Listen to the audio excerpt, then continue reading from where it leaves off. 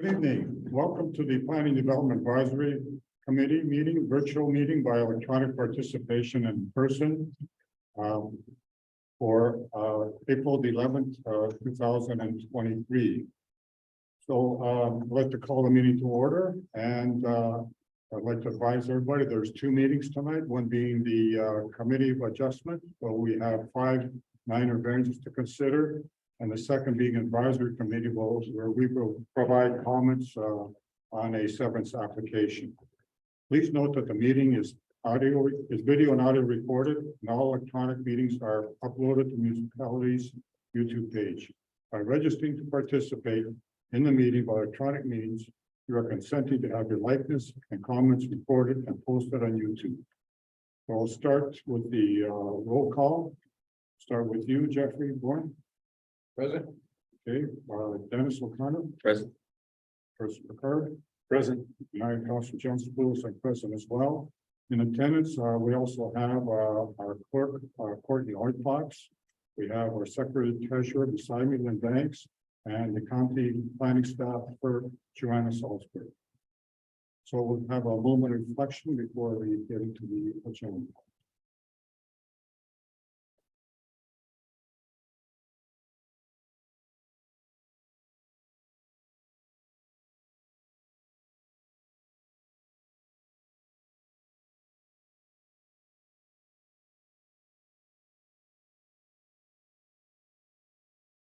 Okay, thank you. So I have a mover and a seconder to confirm the agenda as presented. Moved by Chris, second by Jeffrey, all in favor? Good. Next item is disclosure of conflict of interest. Do we have any disclosures of conflict of interest? None? Good, thank you. Approval of minutes of March 14th, 2023. We have a mover and second. Jeffrey moves, second Chris, all in favor? Thank you. Okay, so next we'll move into the application for minor variance of conditions under Section 45 of the Planning Act. And the purpose of the hearing is to inform and provide the public with the opportunity to ask questions or express views with respect to a minor variance application before us today. The township requests that you please notify the Secretary Treasurer by email at lynbanks@postings.ca. Do you wish to be on record, would like to be notified of future hearings and decisions regarding the application. We also have a sign-up sheet for those who are in the audience. If you are likewise would like to be informed, please sign the appropriate minor variance application sheet. So the format of the hearing is as follows. Staff will present the information report, specifically outline the purpose and application, summarizing compliance with the township notification submission requirements, and outlining staff comments. The applicant will present the purpose and details of the application and any further relevant information. Following this, the public can obtain clarification, ask questions, and express their views on the proposal. You'll have a maximum of 10 minutes to speak. Following this, the members of the committee can obtain clarification, ask questions. The committee will then deliberate the application and render a decision. The decision will be subject to a 20-day appeal period. So we'll start with the first one. Lynn? First application is minor variance application D13 Reinfelds, Lillian Reinfelds and Alexander Engelbert Reinfelds, 6975 concession 1, concession 4, rear lot 19, Township of Westland, requesting relief of new comprehensive zoning bylaw 23-2018 as amended from section 4.16.18 MDS 1, new non-farm uses, and the purpose and effect is to provide relief from first, section 4.16.18 to permit a reduced MDS 1 setback from the barn at 6955 concession 1 to the severed parcel to be 153 meters instead of 226 meters as required. And secondly, section 4.16.18 to permit a reduced MDS setback from the barn at 6978 concession 1 to the severed parcel to be 203 meters instead of 221 meters as required. Okay, Lynn, would you please summarize the application, notification, and submission requirements, and Notice, outlining staff, agency, and public comments and recommendations? Notice of the application was given in accordance with the provisions of the Planning Act. Notice requirements for the application have been met and the following comments were received. The township's fire, building and public works departments all had no concerns. GRCA stated that the information available at their office indicates that the subject property contains wetlands and regulated allowance adjacent to the wetlands.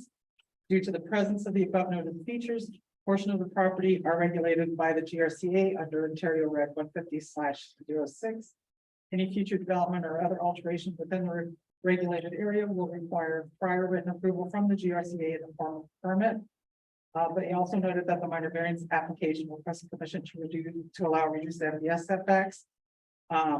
And the GRC has no objection to the approval of the minor variance application, and they also wish to acknowledge receipt of the applicable plan review fee for their review of the related consent application B 117-22. And Source Water has stated that the property is not located in a vulnerable area. Therefore, the application can be screened out, does not require section 59 notice under the Clean Water Act. Thank you.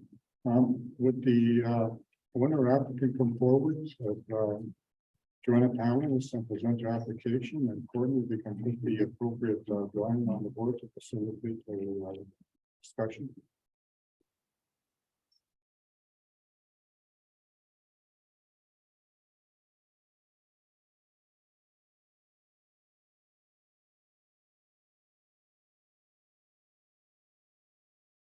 Picture. Yes, my name is Jeff Guzman. I'm been here surveying here to represent the application. The Ryan Fells are sitting there in front. It's their property that we're dealing with. This is a property for which a severance has been provisionally granted. In the corner there, 0.5 hectare. We're here for two variances. One is for MDS to this farm for A, and this one for B. The numbers are a little hard to read on the screen, but for A, the required distance is 226 meters. The actual is 153. For B, the barn across the road, the actual distance is 203 meters. And the requirement normally is 221 based on the MBS calculations.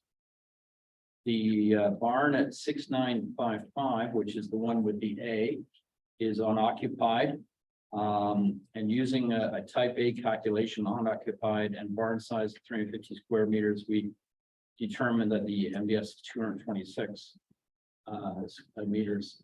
Please note there's a house already closer to the barn. So if that barn were to expand under MDS 2, its impact of expansion is determined by the house that's closer already. For the barn across the road, the variance amount is actually quite small. We looked at different ways of calculating the MDS, and you'll see that in our report. We looked at one option to be, the result would be 145 meters. A second option would be 173. But to be conservative, planning staff has suggested we should use the 221 meter calculation, and that's what we're applying a variance for. Planning staff have provided a report showing how the applications meet the minor variance 4 tests. And I would say agree that it does meet those tests and it's minor in nature. And I am open to any questions or comments that the committee or public might have. Good, thank you. Lynn, are there any registrants who are registered to speak? No, Mr. Chair, there are none. Okay, and Courtney, would you please find out if there's anybody in the audience who would like to speak to the matter?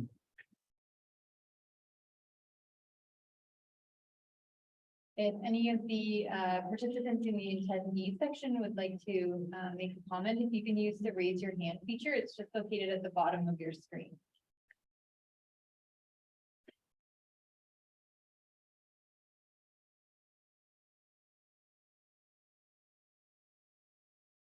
Don't see any hands, Mr. Chair. Thank you. Okay, so let's turn it over to the members of the committee. I'll start with you, Jeffrey. Do you have any questions? Do you like the applicant to answer? No, I do not. This is maybe for the county planners. Under the existing property there was a lot, there was a house put on. The MDS is by what Jeff saying that house is closer. My question is this, if that farmer would want to expand his operation, because the MDS came in after that lot was severed, he would probably have a good argument to allow him to expand his operation. If we grant this exception to MDS, now we have two houses. Would that not muddy the water for that person to expand his operation? So through you, Mr. Chair, that I believe the lot that you're referring to is the lot that was severed off of 6955 Yeah. previously that has a building on it now. When we look to MDS two, the setback from that barn to that house would still limit the expansion of the barn in our opinion and review of the application. So when we wrote our comments, it was considering that the barn expansion is already limited to some capacity because of the closeness of that new existing dwelling. That, and then the new lot that's adjacent to it would also, we recognize, limited as well. However, because there is that existing, that was one of our thoughts in terms of that barn at 6955 is still limited in terms of its expansion for MDS two if the farmer was ever to expand it. There are some other dwellings nearby as well across the street. However, the two closest are the previous severed lot and then this proposed new parcel. Yeah, kind of my question is if that operation were to appeal that or to go for a severance, because it was money, it was a legitimate severance under the rules that existed at the time. The rules changed. So if I was the farmer, I'd have the argument to saying you changed the rules. I should be able to appeal this and now if we put another building on there, we're making it more difficult. Would that not be the case? So my understanding is and you're referring to if they expand the barn now. And Yeah, if you want to do anything more with that barn or even make additions to it, Mhm. if he needs a building permit, he has to go and upgrade the MDS, right? Yeah, so for you, Mr. Chair, if there would be a building permit, MDS two would have to be reviewed by the building department. For conformity to make sure that the setback is met from the surrounding residential uses, so both of those lots essentially in the surrounding lots.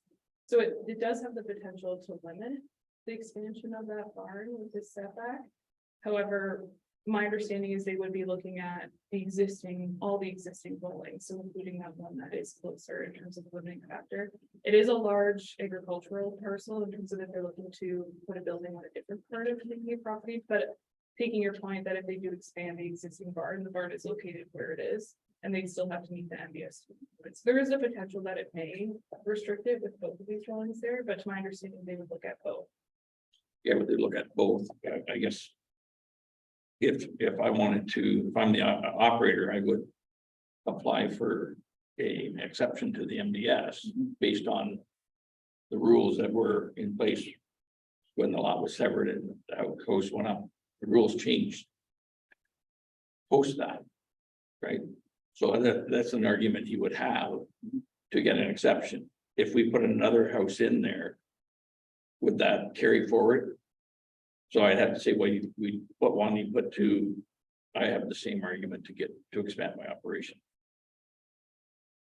So through you, Mr. Chair, I think if they're applying for, it sounds like if they're applying for variance for this barn, even or if they're looking at for that as an argument in terms of having that reduced setback, they would be applying for a building permit to expand the use under the current requirements. So I think there would still be an obligation for them to potentially to meet the requirements for that existing lot and the new lot because they are expanding the capacity of that existing barn.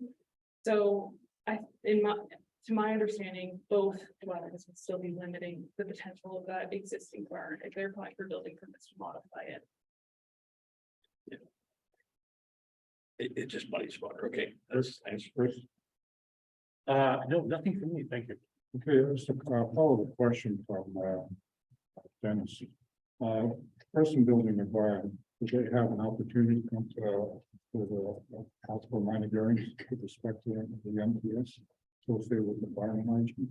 Yeah, so through you, Mr. Chair, if they applied for a building permit and could meet the requirements of the zoning bylaw for a setback for MBS, in the bylaw, then they could also apply for a minor variance. So it would be a very similar process to what we're seeing today, except it'd be an MBS two variance instead of an MBS one. Okay, that's great. So are there any motions or comments that the members like to make before we take it to a vote? Okay, so I'll read the actual document out and again, I'll ask you if I have approved, opposed, or deferred. Okay, so we're looking at this one here.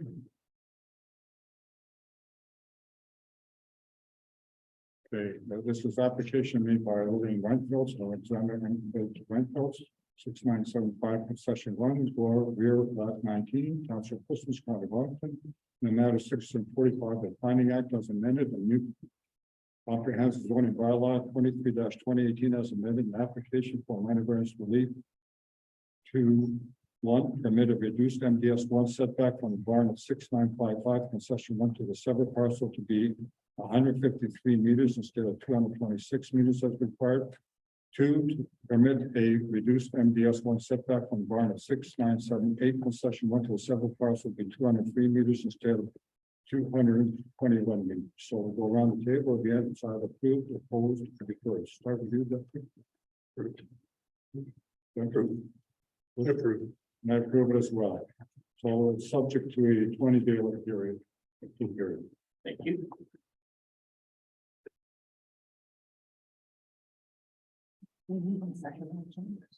How's, when you second? Okay, so I need a, can you read the resolution then? Certainly, that the committee approve minor variance application D 13/REI with no conditions. Okay, I move it and second it. We got Glenn, second by Chris, all in favor?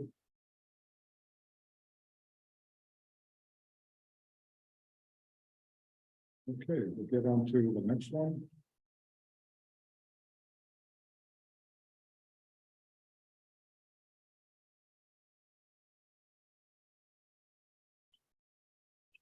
Whenever you're ready. So the next application is minor variance application D 13 Burmaster, James and Melissa Burmaster. Concession 2, front part lot 5, 4390 Wellington Road 32.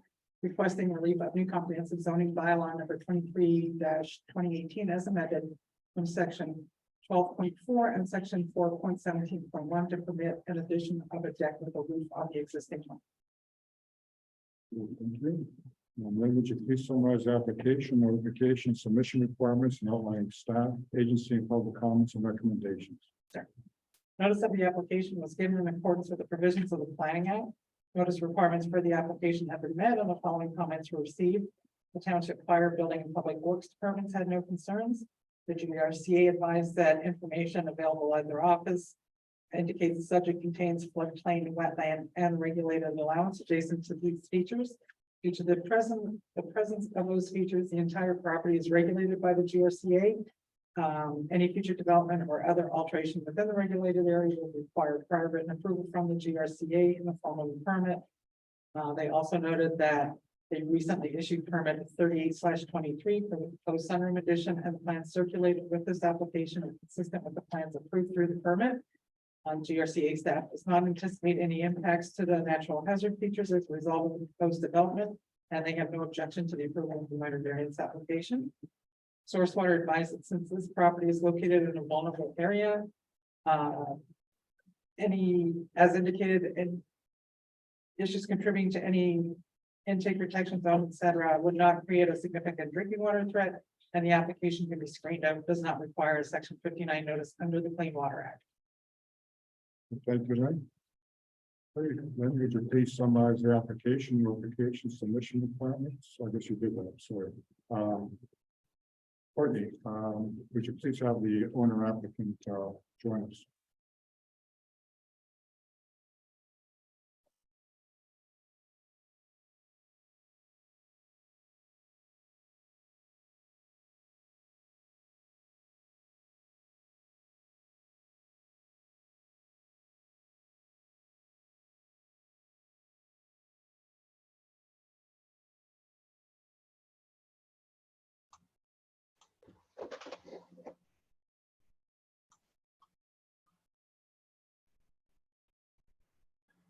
Hi, can you all hear me now?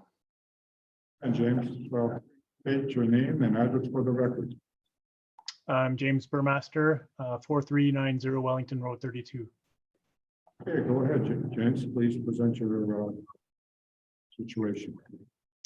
So basically, I forgive my ignorance. I don't really understand all of the reasons for this. I'm replacing my existing deck with a similar structure, except it has a roof. It's slightly enlarged, but otherwise it's the same overall design intent from what I had. So from my perspective, I'm not really changing anything. I did want to do the right thing and apply for a building permit, and here we are. Are there any questions regarding what I have proposed? Hang on a second, we'll have the public first ask questions. Lynn, are there any registrants requesting to speak? No, Mr. Chair, there are none. Okay, we haven't received any written comments, I take it as well. That's right, we have not. Okay, Courtney, would you please advise if there's any attendees watching the hearing who'd like to ask questions? Certainly, Mr. Chair, if the attendees could use the raise your hand feature, it's just located at the bottom of the screen if you have any comments.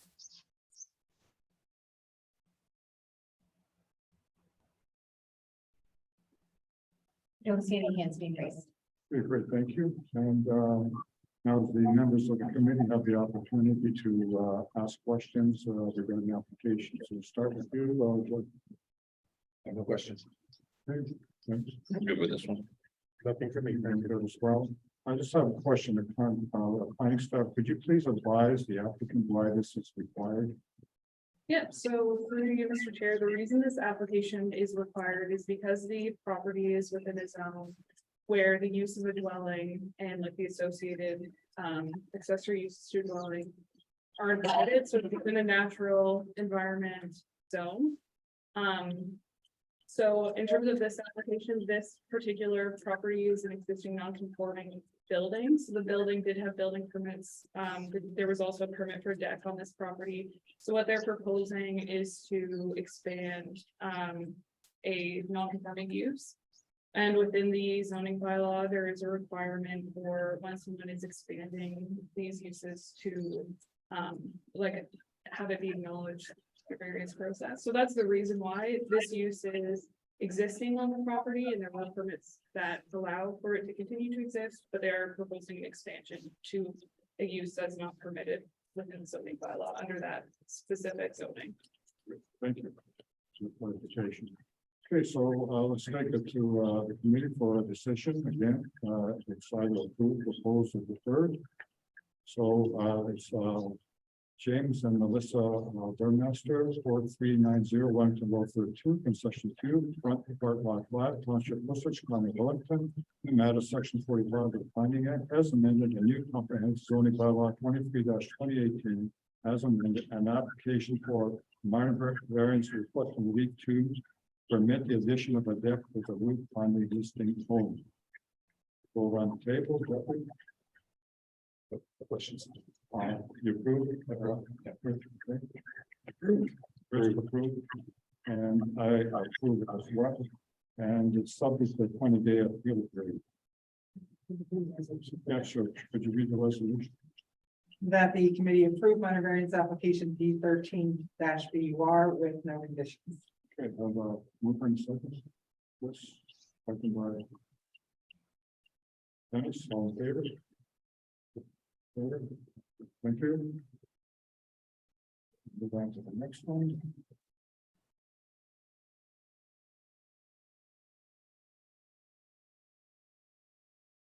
Whenever you're ready. Minor variance application D13-HOL, Janine and Kenneth Coleman, concession 10, lot 16. Registered plan 61R-9311, part 1.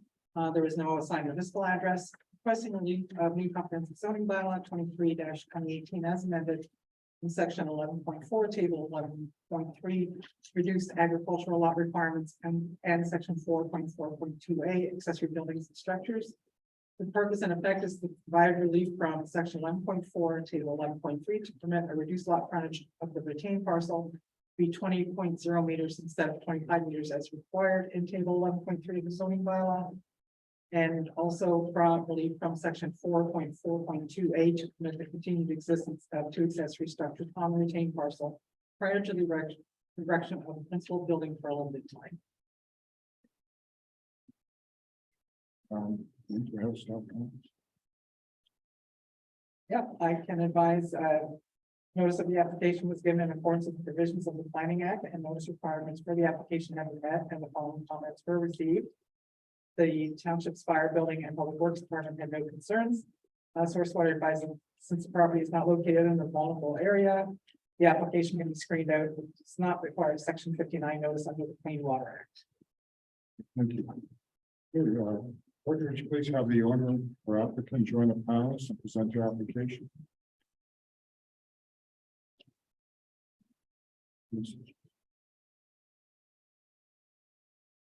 And then state your name for the record. Yeah, Jeff Buseman, Van Ark Surveying. I'm representing the Holmans. The Holmans are online watching. So this application is requiring, it's requesting sort of two things. One is reduced frontage for the severance. Severance has been approved. You can see here's the severance, a little bit of a angle here. We chose the property has an existing driveway here, but that driveway is not very safe. So in creating this new lot, we decided it'd be better to have a safe entrance down at this end, not use the existing one. And then this entrance is safe as well. There's a really nice row of pine trees that the applicants wanted to save, and that's why we want to reroute the driveway a bit of an angle, sort of parallel with those trees to make it safe trees. The whole property is vacant right now, so both homes are proposed. So the one variance is for a reduced frontage of 20 meters versus 25. While we're at it right now, the owner has an existing container and an existing shed. He's been gardening back there for a number of years and has used those the container and the shed for his gardening equipment. And the request was to keep them. The existing shed, kind of interestingly enough, he actually catches rainwater on that thing, and he's got rain barrels and he waters his garden from that shed, which I find quite impressive. And he says, otherwise I gotta truck the water in from my other house where he lives anyways.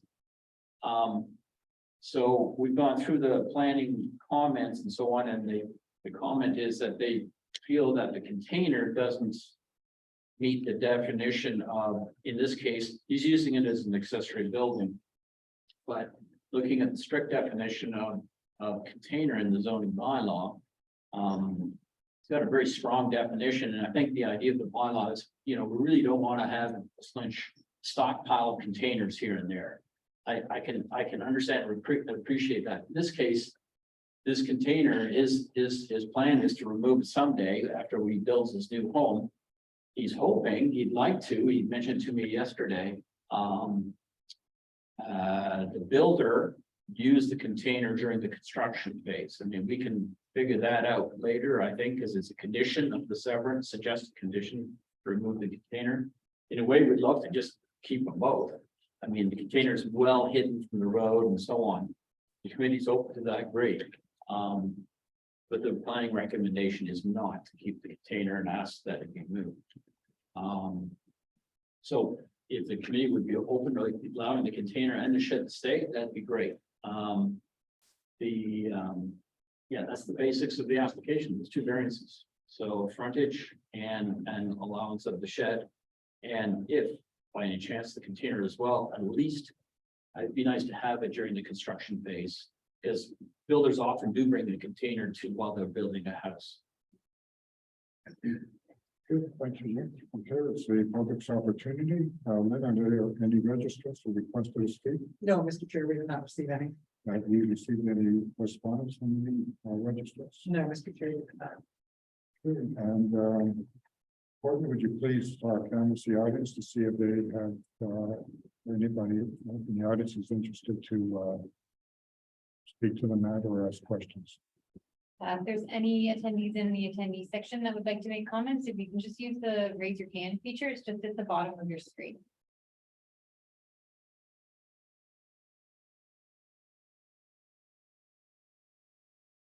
Mr. Chair, I don't see any hands raised.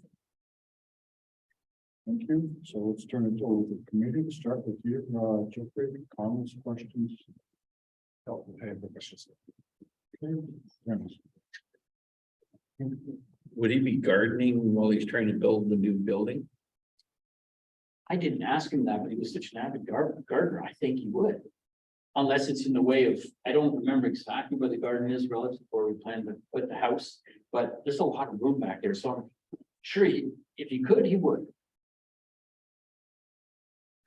Yeah, 'cause that's just my, if he's not gonna be gardening, you need the container. Well, he would love to. He spoke to his builder and he knows that, you'll see, I kind of cheated a little bit. The builder who did this house, and I use the same footprint here because we don't have a footprint yet. That builder had a couple of containers there. During the construction, they store the tools and so on for safety, right? So when Mr. Holmes spoke to the builder earlier this week, this prospective builder, he says, yeah, I'd love to have a container there for my tools and so on. That's the thought. On the same line about the containers, I respect planning's recommendation to remove it quickly, but yes, contractor is going to want somewhere to store supplies and tools. Theft on construction is an issue, and I'm sympathetic to the interest in personally keeping the container in place until construction is done. So I'm asking, is the owner open to a condition where before they can occupy the new house, the container goes? I was gonna actually make that recommendation, for occupancy permit, that it be removed as a condition of occupancy permit. Else it's gonna be. I would have it removed as it's before they can apply for occupancy. Yeah. Yeah. Keep some interest in that happening. Yeah, that would be good. Is there a timeline for construction of the new house yet? He was hoping this summer. So it's not and I asked that so that the container isn't sitting there for 10 more years. No, That's not. no, that's not the intention. Yes, thank you. That helps.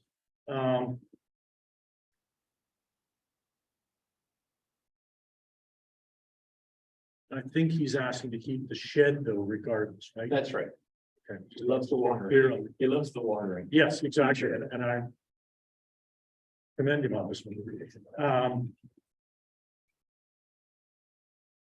Within the, I think this is a question for planning, but I didn't see in the conditions, the question of posting security as a condition of the recommendation that was in front of us. Did I miss something there? Condition number 1. So through you, Mr. Chair, we have proposed 4 conditions in total. The first condition is the agreement that the owner enter into with the township, the retention of the shed specifically. And that the agreement be registered with title. And then that second condition talks about the posting of securities that's required for the township. Thank So, you. Yeah. That covers it for me. Thank you. In terms of the question for you, Manager, in terms of a timeline to construct a house, what sort of timeline are we looking at? He told me this summer, so. Or how long would it take to construct a home? You're challenging me. I'm guessing, I'm not a year, I'm guessing, I'm not up on, I'm surprised how fast they go, but I'm gonna say a year. Yeah, I guess my question is sort of related to what Chris is saying. We don't like to continue there for a number of years, so Right. I would like to have a firm date in there within a year and a half of this application, no later than that. If he hasn't started, then we have it removed by a Year and a half is fine. Year and a half is good. Does everybody go around the table? Anybody have any comments with respect to that? No, there. Okay, for that. Yeah, I think that's a wise idea. It's gone in a year and a half or before they apply for occupancy, whichever comes sooner. So, Pat, just a question for you, do we want to, include in the agreement, the condition one, that we keep the accessory structure?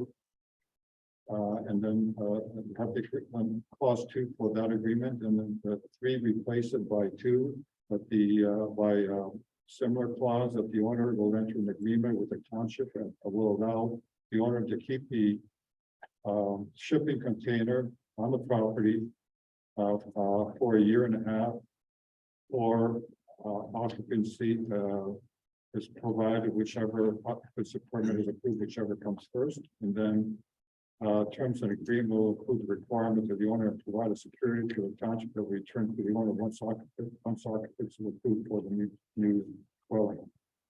Do we need to repeat that? No, I think I have a catch.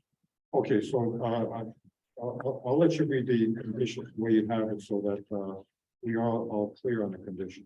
Okay, that the owner will enter into an agreement with the township that will allow the owner to keep the accessory structure shed. And the storage container on the property until the new dwelling is completed, and. Let me break that down. I'm gonna do these in separate paragraphs. Exactly, that's Okay. correct. To So, permit so just so you keep the first two the The same. shed on the property, yep, and until the dwelling is completed and the owner has occupancy. A term of the agreement will include the requirement that the owner shall provide a security to the township for the shed, which will be returned to the owner once occupancy is approved for the new dwelling. We'll be adding a condition that the storage container currently located on lands be retained, be permitted to remain on the property for 1.5 years or until prior to occupancy is granted. The owner will be required to provide securities to the township to keep that container on the property for 1.5 years. These will be noted as separate paragraphs in the agreement that the owner be required to sign. And finally, that the township's public works department provide confirmation that safe access to the lands be retained is possible. Okay, so I have a mover and a second to accept these conditions as written. Made by, second by Chris. Okay, all in favor of conditions, all right, so let's go through the for this resolution is going to written on the board. We're jumping again. Okay, so let's read the resolution. Jan and Kenneth Coleman, 4524 concession 11, concession 10, rear part lot 19, Tasha Wilson's, County of Wellington. In the matter of section 45 of the Planning Act as amended, a new comprehensive zoning bylaw 43-2018 as amended, an application for minor variance requesting relief. One, to permit a reduced lot coverage on the retained land to be 20 meters instead of 25 meters as required in table 11.3 of the zoning bylaw. Permit the continued existence of two accessory structures on the retained parcel prior to the erection of the principal building for a limited time. And I'll go through the conditions, so as Lynn just previously read. So again, we'll go around the table, approve, oppose, and defer. Start with you, Jeffrey. Approve. Approve, and I approve it as well. Thank you, subject to 20 days. Thank you. Read the resolution, please. That the committee approved minor variance application B13 HOL. Subject to the conditions as noted previously in the meeting. So very good. So I have a mover. Second, and so in favor. Thank you.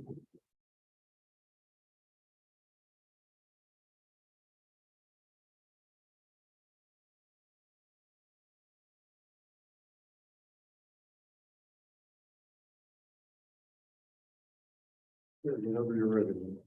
All right, so the next minor variance is minor variance application D13 MUL. Andrew Mulder and Marcella Bateman Mulder, 4541 concession 11. Part lot 18 concession 11, Township of Portsmouth, requesting relief of new comprehensive zoning bylaw 23-2018 as amended from section 4.4.2A accessory building and structures. The purpose and effect is to provide relief from section 4.4.2A to prevent the continued existence of an accessory building on the seventh parcel prior to the erection of the principal building for a limited time. Would you please summarize the application, notification, submission requirements, outlining staff, agency, and public comments and recommendations? Notice of the application was given in accordance with the provisions of the Planning Act. Notice requirements for the application have been met and the following comments were received. The township's fire and public works departments had no concerns. We did not receive comments from the building department. Source water is advised that since the property is not located in a vulnerable area, the application can be screened out and does not require section 59 notice under the Clean Water Act. What would job the applicant please come forward?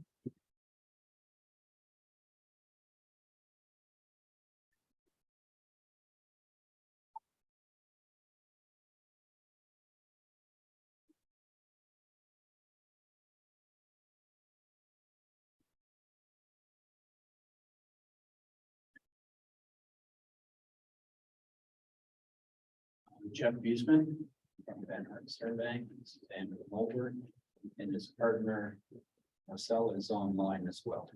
Very good, thank you. Go ahead. So the variance here is, we have an improved severance on the left. And Andrew has quite a nice shop in the front that you can see where the A is. And the, again, we're gonna create a vacant lot, accessory building on it, and therefore we need a variance to allow that accessory building to be on a vacant lot until the house is constructed. I think we're familiar with this type of minor variance and happy to answer any questions regarding to that. Thank you. Then are there any registrants who request to speak? No, Mr. Chair, there are none. Any written communication? No, Mr. Chair, we did not receive any. Would you please canvass the audience, see if there's any members who would like to ask questions? If any of the attendees would like to make a comment, if you can just use the raise your hand feature, it's just located at the bottom of your screen.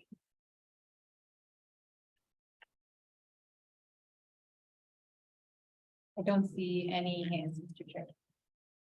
And let's go around the table of the committee. Jeffrey, do you have any questions or comments? No, I don't. Okay, turn to you. Dennis. Okay, and Chris. Similar to the last presentation, timeline to build and occupy. I think we were given 2 years with that. The severance had to be done in a 2-year window. That was the severance plan. Building, so we've started that process. So we're hoping to get in the ground before next winter, so that's our plan. Before the coming winter or the next winter? Winter. So the winter of 23, 24. Okay, thank you.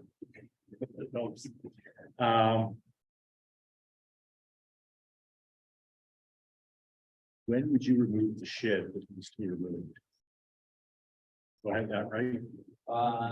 We are not having to, the wind, Yes. this one here, Yes, there's one there that's, yes. it's really small. Is Yeah, that? it's not- Oh, it's just an 8 by 8, 10, like, yeah, it's just a 10 shot. So it's going to go. Oh, it's going to matter. Okay, thank you, because I think that's part of the conditions here.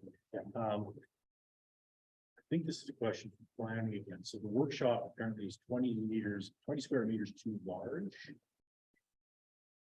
Is there anything this committee needs to do to acknowledge that, to make it legal non-conforming, or whatever the appropriate terminology is? Bear with me, sorry.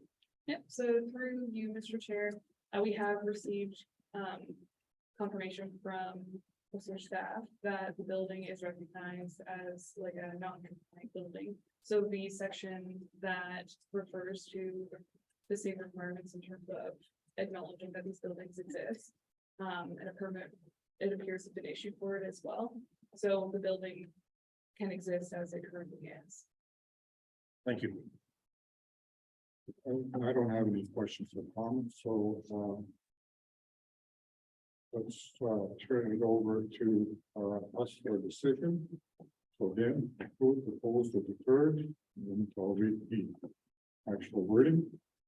Andrew Mulder and Marcella Inman Mulder, 4541, concession 11, front park lot 18, township Lists, County of Wellington, and that is section 45 of planning Act as amended, and new comprehensive zoning bylaw 23-2018 as amended, and an application for a minor variance request relief to permit the continued existence of two accessory structures of retained parcel prior to the erection of the building, principal building for a limited time.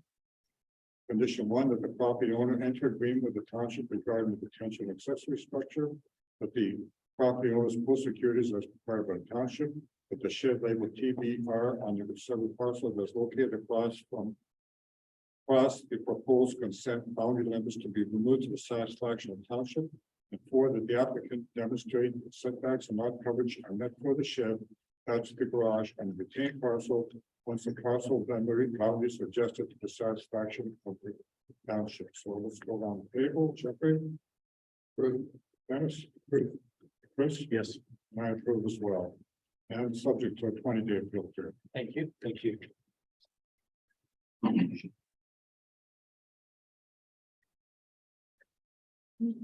Let's go ahead, please read the resolution. That the committee approve minor variance application B 13-NUL with all the conditions as noted previously by the chair of the committee. I will move her in the second. Move by Chris, second by Jeffrey, all in favor? Okay.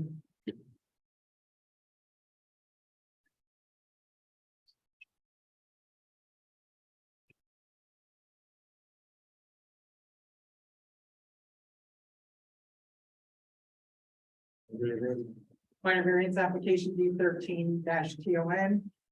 Louis Conan, care of P. Willis and Lynn Bromble, 900 Watson Road South, concession 10, front part lots 8, 9, township of Plymouth Lynch, requesting relief of new comprehensive zoning bylaw 23-2018 as amended from section 4.16.1A MDS1, new non-farm uses. The purpose and effect is to provide relief from section 4.16.1A to permit a reduced MDS1 setback for the establishment of a building envelope on the proposed severed parcel. The MDS1 setback will not exceed 105 meters measured from the adjacent structure to the property line. Okay. Lynn, would you please summarize the application, notification, submission requirements, online staff agency, and public comments? The township's building department stated, notice of the application was given in accordance with the provisions of the Planning Act. Notice requirements for the application have been met and the following comments received. Township Building Department stated that they have no concerns from a building code perspective. And Township's Fire and Public Works Department advised they have no concerns. While Railway Junction did advise that the drainage to the concrete railway culvert must remain open. They've also noted that a warning clause for potential owner regarding railway operations / no whistle cessation in place / operations of 24 hours per day and maybe on weekends. Maintenance and capital projects may occur in early morning hours pending freight train schedules. There is also to be no trespassing on the railroad properties, no planting of trees within 25 feet of the GJR property line.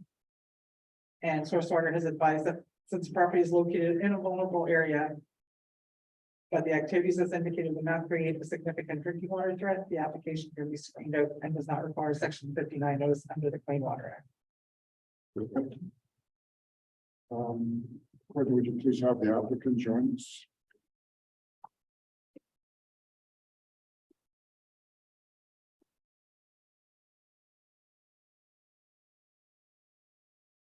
Good evening, Rob Slobel here.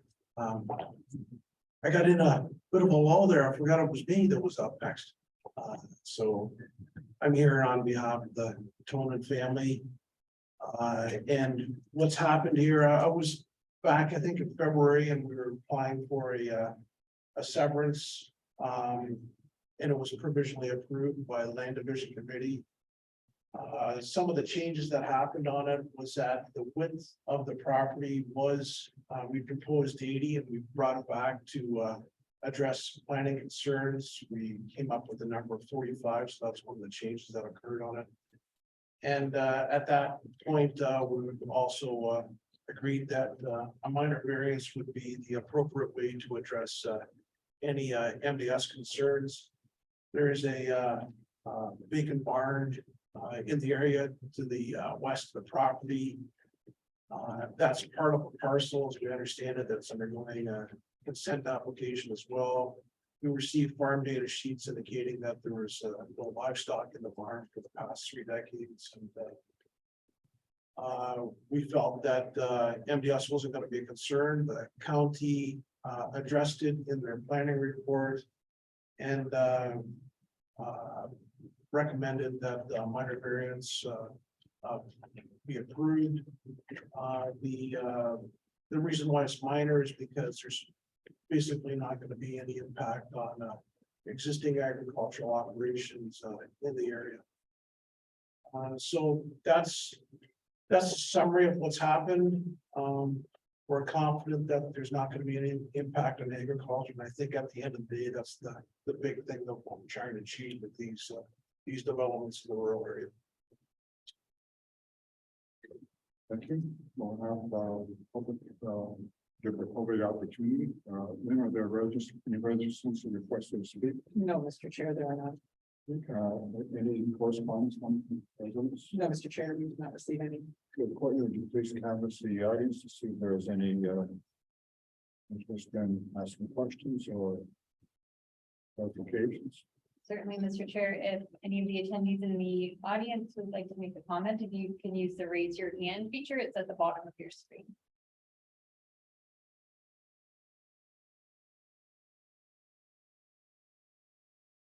Mr. Chair, I don't see any hands being raised. Okay, let's turn it over to the committee. Committee members, let's start with you. Chuck, do you have any questions or comments? I don't. Okay.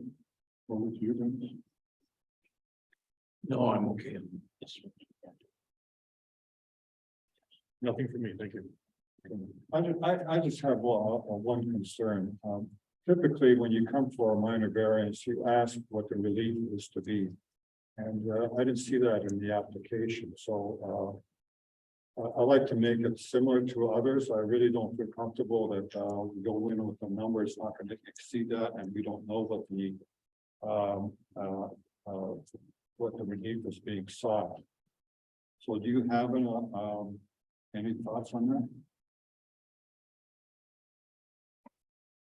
On the one hand, I don't really have a concern from a drafting standpoint. My main concern is to have the application approved. On the other hand, I think the number that we came up with on our MDS calculation was in the low 100s. If the barn was actually a livestock barn, we didn't agree it was. And I think the county came up with a number of 305 using various or variations within the MDS. I think that we mentioned that before. And I wrote in my report that I thought that was a punitive calculation and not reflective of the type of livestock facility in the area. But I'm open to what you indicated. I didn't, in reviewing planning comments, I didn't see any concern with it, and I had reviewed it with the planners before I submitted the application, so I'm in your hands. Question, planning staff, any comments? So through you, Mr. Chair, the only comment that I would make in this particular application is planning staff reviewed and prepared a calculation based off MDS for this particular property. The only other thing I would flag is planning staff did update the report to also include an additional barn at 930 Watson Road South for the variance. So there's the 3 barns in total for this. The barn on the retained lands, the property to the west, and then also the 3rd barn as well. Okay, so notice in the report, you've got first barn 85 meters and 88 meters. Relief requested, and the second barn 105 and relief requested 200 meters, is that correct? Through you, Mr. Chair, yep, it's the proposed 85 meters, proposed 105 and 115, 3 barns. For 85 meters and 105. And then 88 and 200 meters. I guess I'm looking at the old report. I've seen the numbers from the report. Oh, I see. So through you, Mr. Chair, it was updated earlier today. In terms of the adding the 3rd barn, which is the not to point, but for that property directly, I think it's south in terms of the orientation of this property. So that third barn, is proposed to be 115 meters. You can see that in the distance still needs to be severed. And then the requested relief from that particular barn is 61 meters. Okay, so we have 85 proposed and 100 meters relief requested, is that correct? So 85 proposed, and the relief for that barn, to my understanding, is 88 meters. Okay, And then the proposed 105 meters, and the relief is 200 meters. And then proposed 115 is 61 meters. 150 or 61, so 85. Okay, so we can play this two ways, committee. We can either redo the application, actually the relief to reflect these numbers, or we can ask for deferral, or we can approve it as written. So we'll just go around the table so I'll leave discussion on this. Jeffrey, comments? No comments. I'd like to defer to get the NBSs all laid out.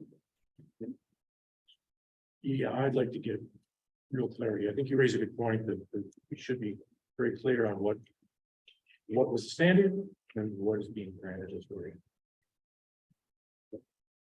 So we can do that here. We have the numbers here for the avoidance. If you're comfortable with that, we can ask the clerk to come up with it, or we can defer. I just want to make sure that we're all on side with whatever approach we're doing. Comments, Jeff?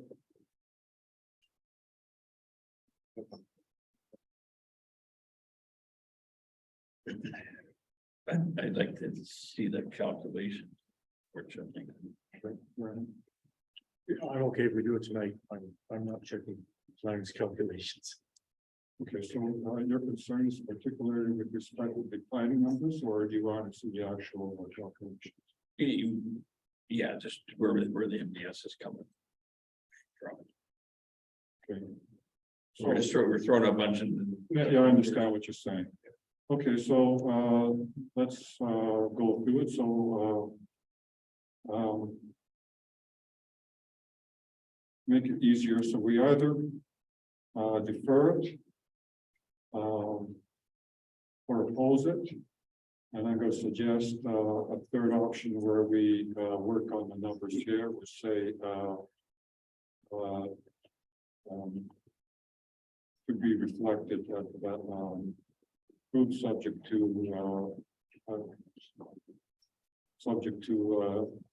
the rework at this meeting. So I want to make sure we either agree to defer or we're going to work on it here before we go to the next step.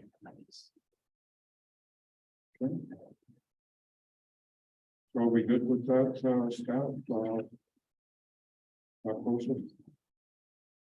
Like, I want to make sure that either we're gonna defer it, approve it, or we're gonna agree to work on it here before we go into the next step. I don't want to work on the numbers and then we don't go to the next step, then we don't have a meeting to go to the next step.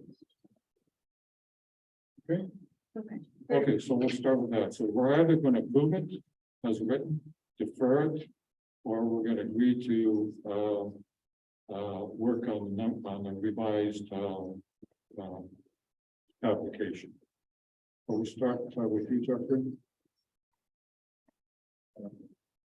Let's work on the revised application. Yeah. Thanks. Defer. I think I would defer it, as much as I want to move this ahead. It's important to have clarity. Okay. And I move to defer as well. Okay, so we, I guess we're not gonna have a subject 20-day appeal period, will we? Not today. How long do you want to defer to the next meeting? Sure, absolutely, that's Okay. fine, for the next meeting, so that it's possible. Great. And we will need that moved and seconded. Okay, so we can read that one. That the committee defer minor variance application B13 TON until the next committee of adjustment meeting, which will be May 9th. All right, so I'm over in a second. Moved by Dennis, second by Chris, all in favor?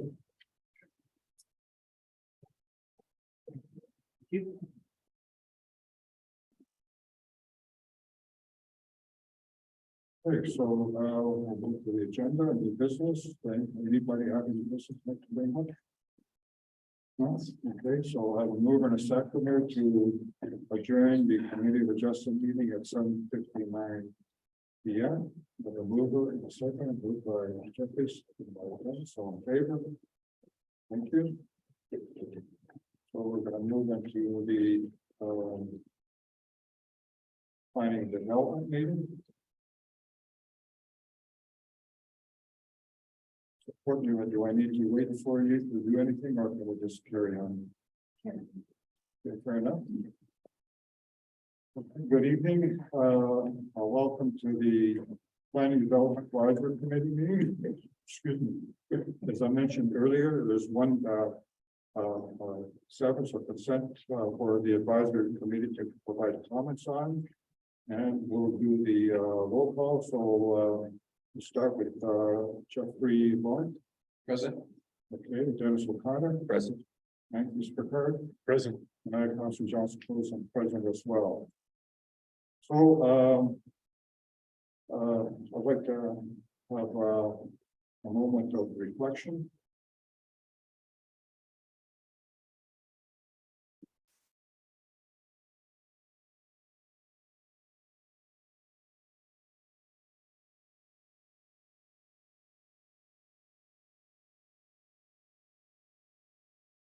Thank you. So I'd like to go through the first comment, noting that the meeting is video and audio recorded, and all in-person electronic meetings are uploaded to municipality's YouTube page. By registering to participate in meeting by electronic means or consenting to have your likeness and comments recorded and posted on YouTube. So I need some confirmation of the agenda. May I have a mover and second to confirm the agenda as presented? Moved by Dennis, second by Chris, all in favor? Okay, next item is 6.1, approval of minutes of March 14, 2023. We have a mover, moved by Jeffrey, and seconder, seconded by Chris, all in favor? Okay, thank you. So let's go through the agenda delegations. I've seen that delegations. We did the consent agenda. And notice of public meetings or hearings. Do we have any? And we are having Mr. Chair an open house as a public meeting next week, April 18th, starting at 6 p.m. for the open house. Public meeting will be at 7 p.m. It's not statutory. And it's for the property located at 128 Brock Road. So Thank you. Okay, so let's do the reports, 9.1, land division consents. So would you please read the item? certainly. Severance application B17-23, our file number D10-JF, Jefferson Farms Limited. Care of Tom and Robert Jefferson, Plan 131, Part Lot 5, west of the Blind Line, municipally known as 86 Farnham Road, Township of Crestline. The proposed severance is 50 meters frontage by 85 meters. For a total of 0.42 hectares vacant land for proposed rural residential use. And the retained parcel is 32.6 hectares with 286 meters frontage. Existing and proposed agricultural use with existing dwelling, pool, old barn, and various accessory buildings. So, thank you. So, Courtney, please have the other applicant come forward and do the presentation.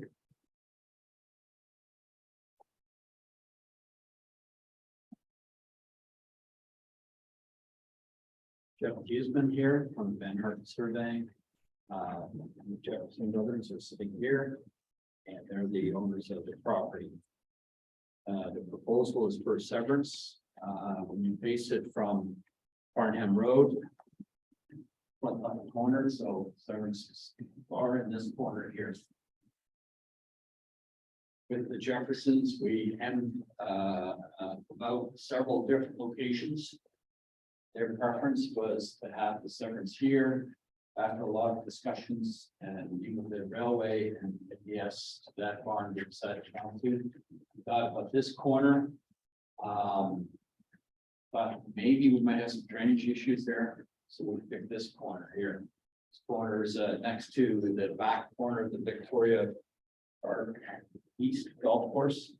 A couple of maintenance buildings are in that corner there. This is this is a small area in Busmanch where it's technically designated prime agricultural, but it's got the official plan designation of PA 7-4, which basically allows the policies of for severances for secondary agricultural parcels to apply here. Jefferson's are cash crop farmers. They have a bank barn and another barn beside it. The bank barn was in it. They've taken all the stalls out and so on. In it is a workshop now. That's the more. That's this one here. This one here, I went in there and they got their giant pieces of equipment in there, combines, whatever equipment they have in there. This is a building just to store hay that they sell. And then this at one time was penned, but it was ripped out and they just use it to store lawn equipment and small equipment right now. So there's no animals there. But if there, we will deal with the potential for it to be MDS through either minor variance or zone change, but we'll address that at a later date. This is a good spot for the severance, and I think it'll be a good severance and it meets the policies. Be happy to answer any questions or comments from the committee. Okay, so I'd like to just advise anybody who's watching this, that this committee's mandate is only to provide comments and to the county's land division committee when it considers the matter for approval. So then, were there any agency comments received? That we have some, would you please read? So the township, fire department, public works department, building department, and bylaw department had no concerns. On the county of Wellington did provide us with comments from the Guelph Junction Railway. Stating that a warning clause for any potential owner regarding railway operations, no whistle sensation is in place and operations are 24 hours a day. Operations that may be conducted on weekends, maintenance and capital projects may occur in the early morning hours pending freight train schedules.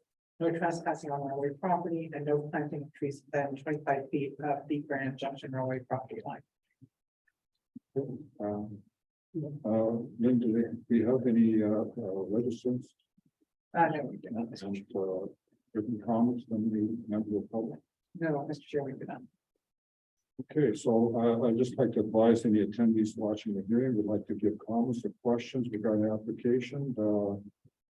Their comments can be heard at the upcoming land division committee. And Joanna, to put you on the spot, do you have a date for that? Yep, so through you, Mr. Chair, it's May 11th. May 11th, very good. Okay, so let's go around the table, see if there's any questions or comments or concerns. Would you like to ask of the applicant or of our staff? Questions? No, we've got the MDS or zoning change. That's gonna be in the comments.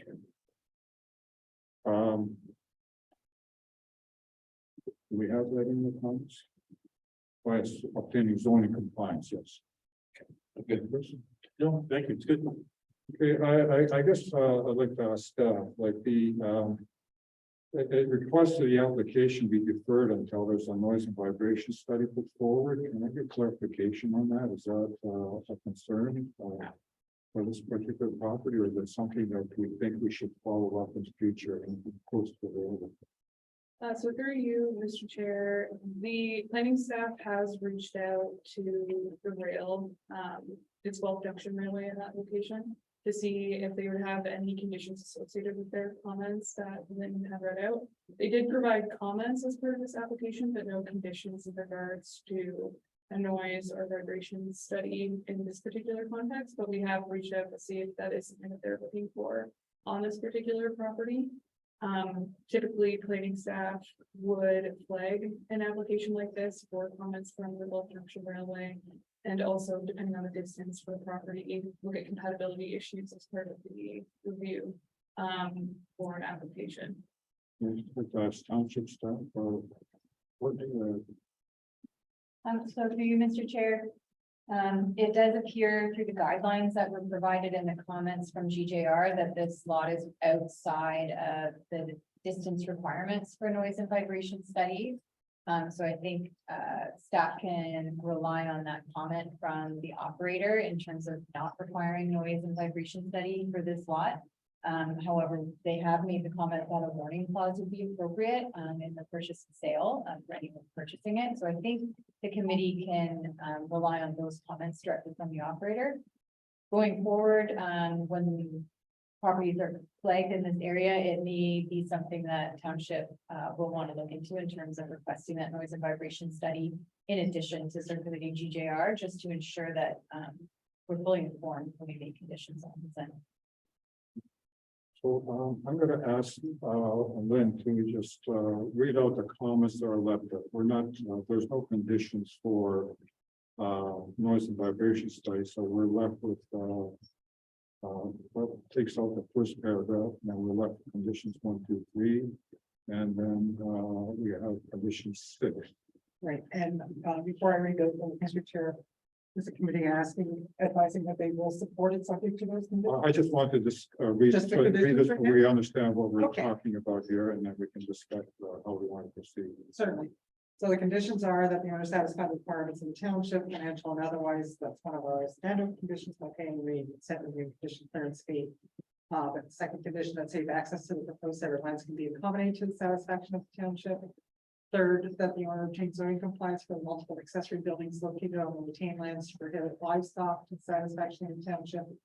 And then the last condition will be that the township will require the owner to sign an affidavit stating that they will insert a warning clause in the agreement of purchase and sale, advising a potential purchaser of 24-hour and weekend railway operations, no whistle sensation in place, possible early morning maintenance and capital projects occurring pending freight train schedule, and advise of no trespassing on railway property.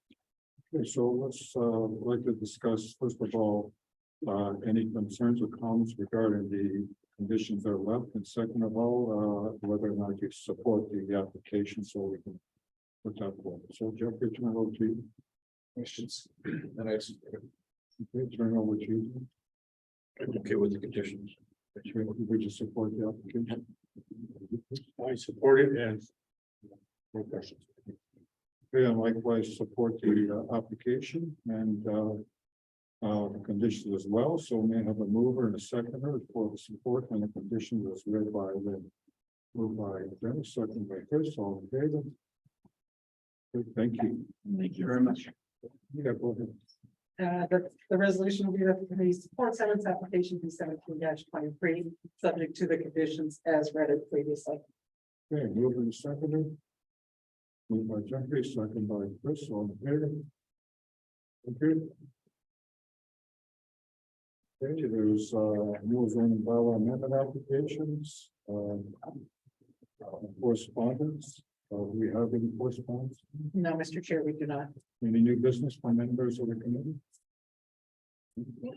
Okay, adjournment, like to move to adjourn the meeting at 8:13 p.m. Have a mover and a second.